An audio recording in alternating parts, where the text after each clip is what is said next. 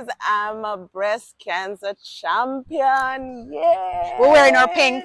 We are.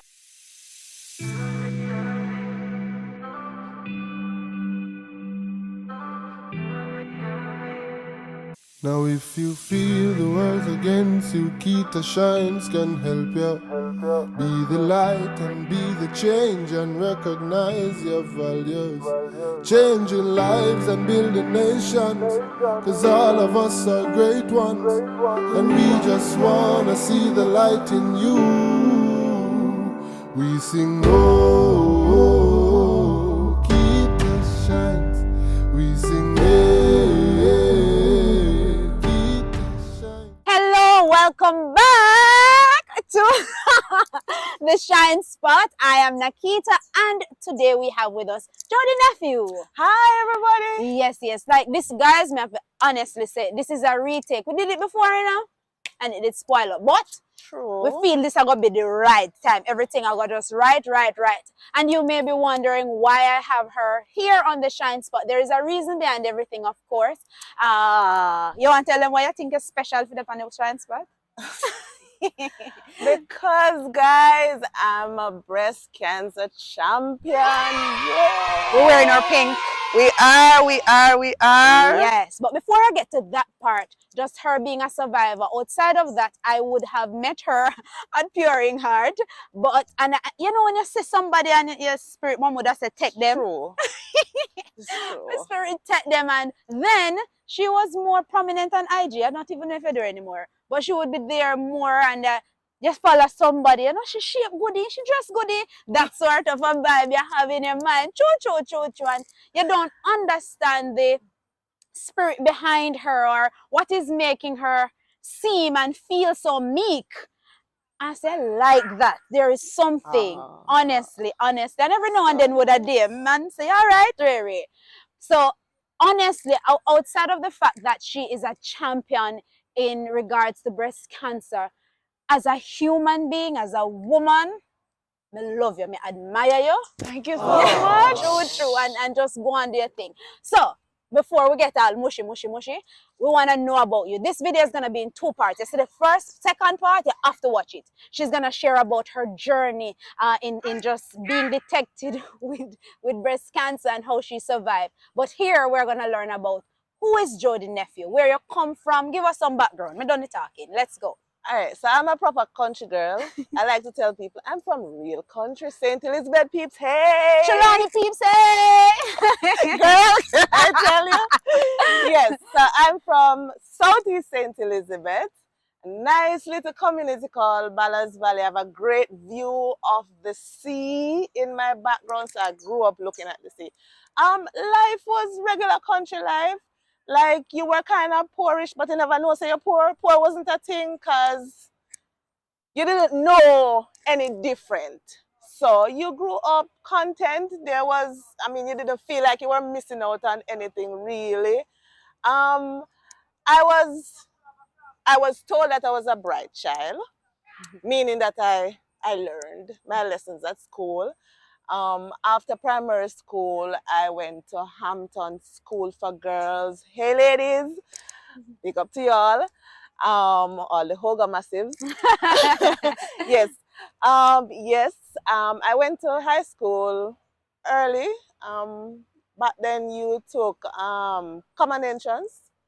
So I took it at 10, but because I'm born in February, by the time I got to high school, I was 11. So high school was good. Hold on a little bit. You say you come from St. Elizabeth, but I don't hear with the accent. You know the accent there? Girl. And you don't have the color like either. Okay, so I'm from St. Elizabeth, but my mother is from Alligator Pond, which is in Manchester. It's a fishing community, so I have the best of both worlds. Oh. My mother is from the fishing community, my father is from the farming community. Oh. So, you know, I'm a foodie, as you can tell. I like to eat. Strong. Yes, I like to tell people all the while I have a country body. Yes. Right?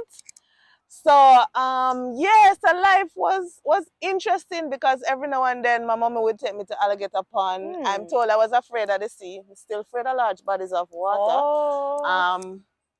But now I don't run screaming anymore. But yeah, life was, it was a lot of family, friends. As I say, you were poor, but you weren't hungry because you eat mango, you eat fruits. I know I what you mean, say. before the hurricane, there was a lot of Which trees. one? Gilbert? No man, Gilbert, I was very So little. Ivan. Right, so Ivan and Dean kind of mash up the flex a little bit, but the trees coming back slowly and we planting some more and so. But yeah, life was normal. It was mostly a lot of walking car. Back then we didn't have taxis. Because down a country, taxi never really so frequent. Like now. Yes. So going to school, you had to walk. That in itself was an experience. Because when you walk, everybody you pass, you have to say morning, you have to say evening. Yes. Good Whether manners. they answer you or they don't answer And if they don't answer, they're going to tell your mother that you didn't say. you have to say it the same way. So yeah, I wasn't a really outspoken child. I was not shy, but I was more reserved. So if you engage me with in conversation, I would go. As you can see, guys, I'm a talker. We're being engaged now. Right. Tell us, Hampton, how was your life there? All right, so Hampton for me was great. Hampton has been the best part of my journey in life. Aww. Outside of beating cancer, of course, Hampton is the next best thing that happened to me. Hampton gave me a sense of community. There was a level playing field. Contrary to what people think, Hampton is not a uptown flex. It's a real country school in that when you put on that nice sky blue tunic and you go up there, you were level. The principal used to say, good morning. I remember the first day of high school when we went to quad. We call it quad when you line up in the sun. Yeah, we had quad at West too. Yes, girl. And we went up and Mrs. Joylette Sutherland came and she said, good morning, ladies. Welcome to Hampton. You're all young ladies now because we cultivate ladies here. That just gave you such a sense of, I've arrived somewhere. Regardless of what else was happening, when you came to school, you were somebody. There wasn't anything in particular that stood out. For me at Hampton, I was neither popular nor unpopular. Yeah, I get you. Every year or every term you meet some new people and I was a friendly person. People liked me in general. Yes.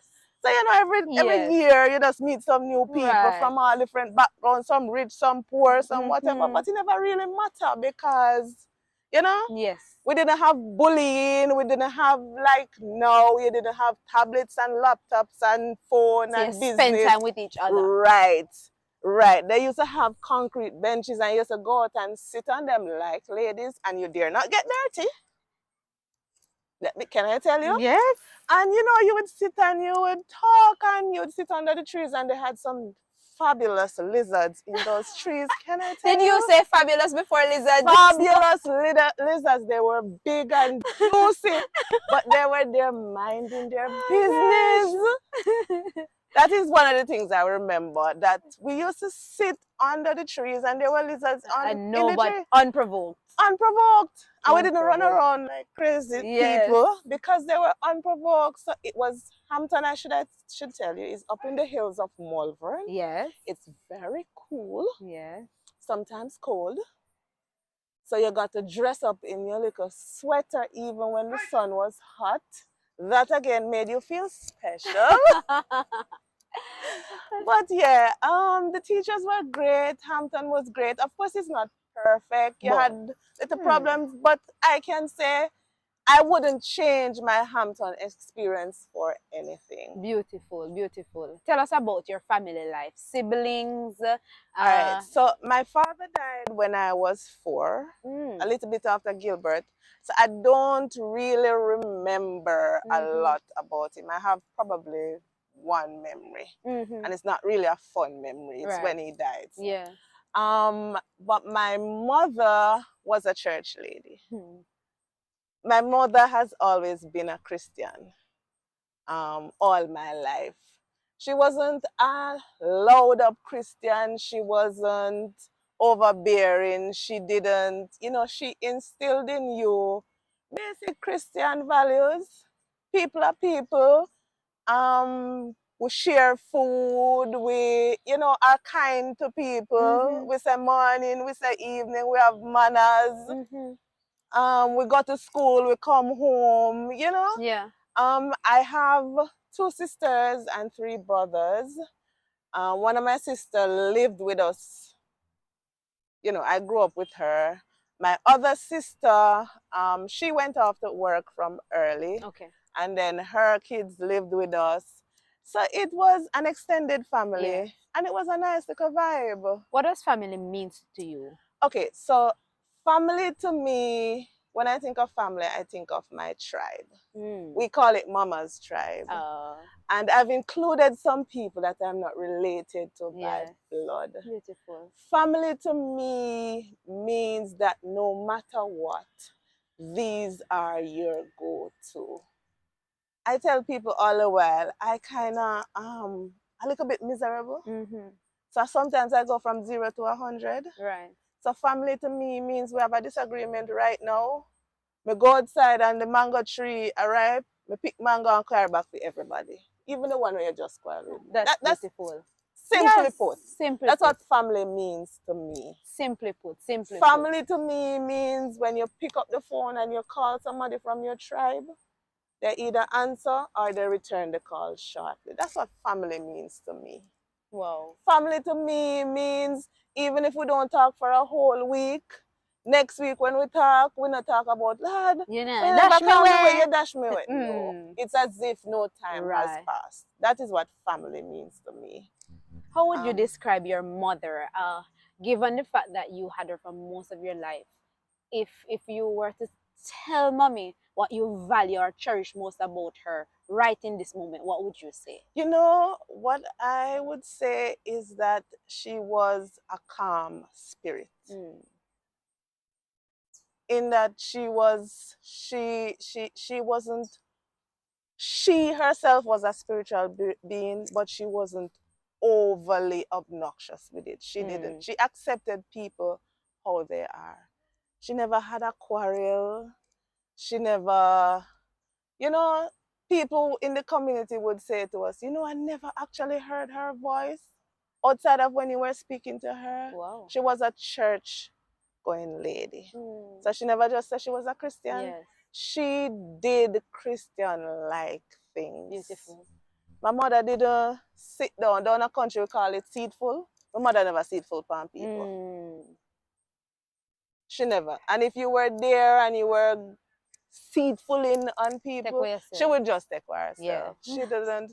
My mother made sure that we went to church, and that is important for me. I tell people all the way, I know a lot of Bible stories. I can't really tell you where the scriptures come from, but I can tell you the scripture. I always have a word, especially I can speak words into myself because I learned that early. Beautiful. Sunday school is important. Regardless of what you're doing in tell life. the parents for me, please. Sunday school is important and it is fun.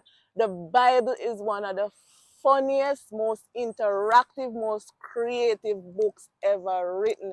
And it has everything in there. It has a word for everybody, for every situation. There is nothing on the face of the world that is happening now that the Bible doesn't speak to.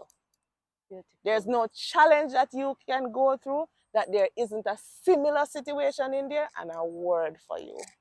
Beautiful. I remember mostly about my mother is that she liked to read the Bible. Even later in life when she was sick and I wasn't living home anymore, every time I went back to visit, that's what she wanted. Read to her. When she was in the hospital, read to her, play music for her. Yeah. That's what I remember most about her. Beautiful. Yes. Beautiful. Jodie, after Hampton, what did you do? Do you feel like you are living in purpose? I think I am slowly getting there.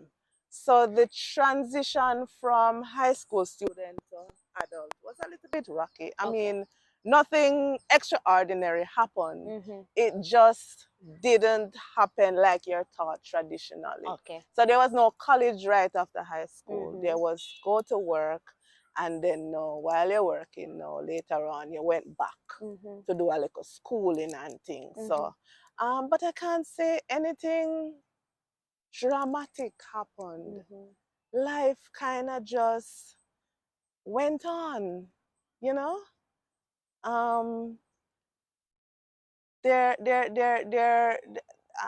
I remember the most significant thing that happened in that period is probably when my grandmother died. You know, that kind of shifted things a little bit because then we stopped going to Alligator Pond so often. She died when I was in high school, so and it. But I mean, it's a regular story for people. I don't remember any mind-blowing, outrageous thing that has happened. I can say God has been good to me. Yeah. You know, you have things in life that happens, Right. but nothing that. And one of the things you had said to us in our previous conversation is that you migrated from St. Elizabeth to Kingston. To Kingston. How did you adjust to that sort of life? Well,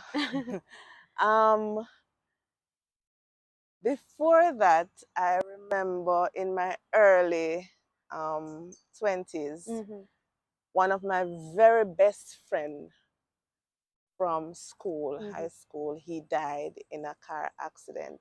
That kind of shaped my life a little bit.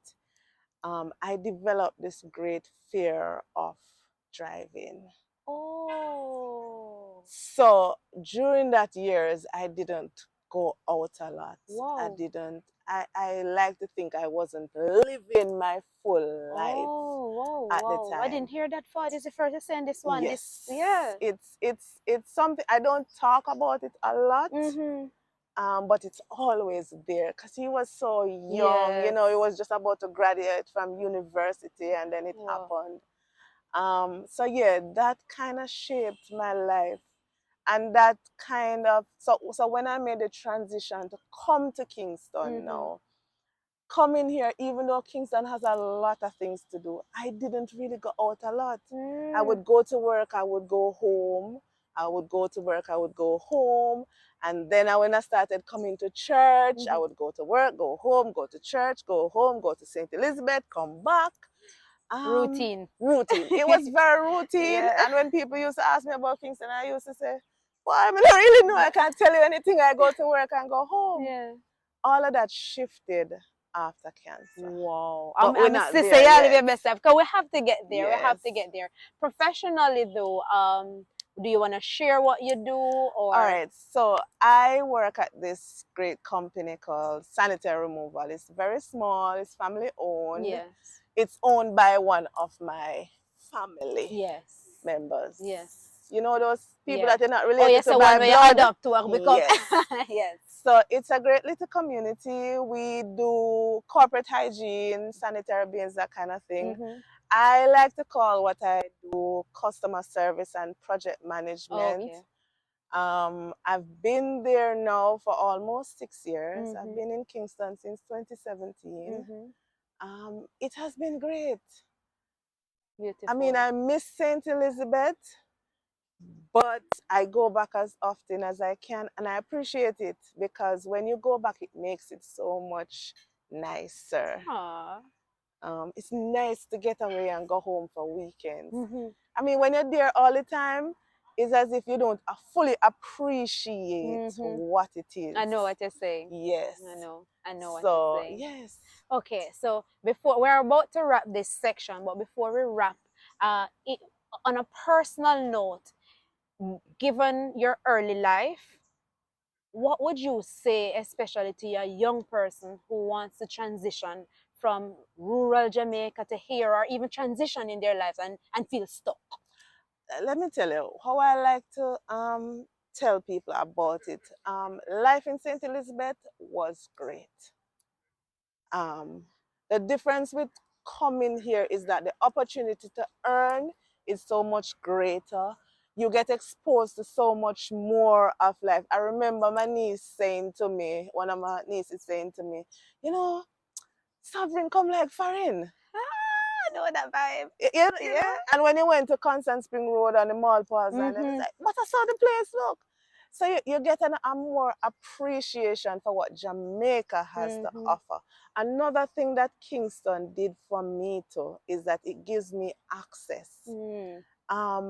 While I was in St. Elizabeth, I was always spiritual, and I could always feel that I was supposed to do more and be more where that was concerned. It wasn't until I came to Kingston that I actually went out and joined a church and got baptized. Big up to Pure in Heart, love you guys. Oh, Pure in Heart baptized? Yes. Oh, Pastor Ryan baptized me. The first Sunday I went there. I tell people all the while is that I got saved at home watching TV. Oh yes, tell us about that. So I like to hear the word from different perspectives. So I watch a lot of international speakers. One of my favorites is Joel Austin. I remember that. I tell people that I don't think Joel preaches. I think he inspires. I consider him to be one of my therapists. Yes. So that's the word that I go to him for. And I remember I got convicted watching him. It's like the spirits at the time is no. And I remember I heard that Pastor Ryan had church. And I remember seeing that he baptized Elaine. So I said to myself, I'm going to go. And I just got up one Sunday and I went to church. He made the call. I went up to him, and afterwards I just said I wanted to be baptized. And he baptized me the next week, Saturday. Over in Portmore first. No, I'm going to Portmore. What you saying? We really need to fix up Hellshire. Yes. Stay good. But the fish is great. Yes. But yeah, and I remember you were there on my baptism. More than likely I would be there. Yes, it's just that yes. like, and I remember seeing you at church, but I didn't realize that's where you were baptized. Yes. So back to your question. Yes. Coming to Kingston gave me so much access. Even when I was diagnosed, the access to medicine, medical personnel. Not tell them no more. All right, so we're going to close off part 1 and we're going to go to part 2, the cancer survivor. That part, we're in Breast Cancer Awareness Month. That's the name, right? Yes. Yes, I have it right. And it is important that we are empathetic, but also understanding and open to being tested and all of this. We're going to go deeper when we go on the other side. Remember to comment, share, like, and subscribe. Bye.